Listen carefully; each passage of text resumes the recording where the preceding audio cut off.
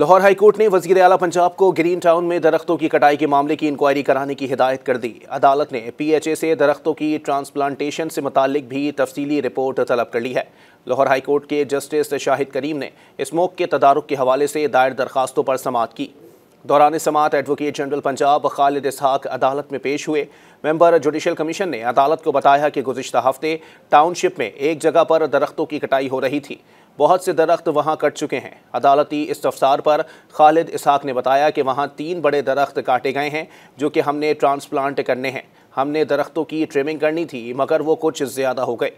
Justice Shahid करीम ने remarks दिए कि दरख्त काटने से पहले अदालत को क्यों नहीं बताया गया। DG PHA के खिलाफ क्रिमिनल केस रजिस्टर्ड होगा।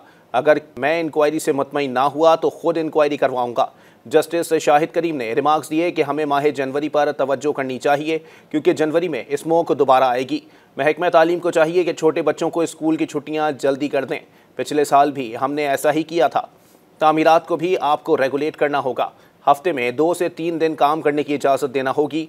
एडवोकेट जनरल पंजाब ने बताया कि वो एक सर्कुलर जारी कर रहे हैं कि पंजाब में अगर कोई दरख्त काटना ज़रूरी है तो पहले लाहौर हाईकोर्ट और जुडिशल कमीशन को आगाह करना होगा।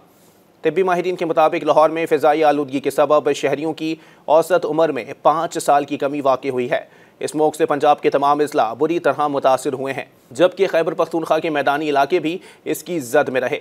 स्मोक की इस्तिलाह सबसे पहले 5 दिसंबर 1952 को उस वक्त इस्तेमाल की गई जब ग्रेट स्मोक ऑफ लंदन का सानेहा हुआ। धुंध और धुएं के बायस लंदन में कुछ दिखाई नहीं देता था और 3-4 दिन तक हर तरफ अंधेरा छाया रहा। लंदन स्मोक सानेहे के पहले 5 रोज़ में सांस की बीमारियों से 4000 और अगले हफ्तों में मज़ीद 8000 अफराद हलाक हुए। फिर हुकूमत ने जंगी बुनियादों पर इस आफत से बचाव के इकदाम किए और अब लंदन का एयर क्वालिटी इंडेक्स आमतौर पर 49 और 50 के दरमियान रहता है। मज़ीद न्यूज़ अपडेट्स और डिजिटल स्टोरीज के लिए सब्सक्राइब करें डॉन न्यूज़ पाकिस्तान।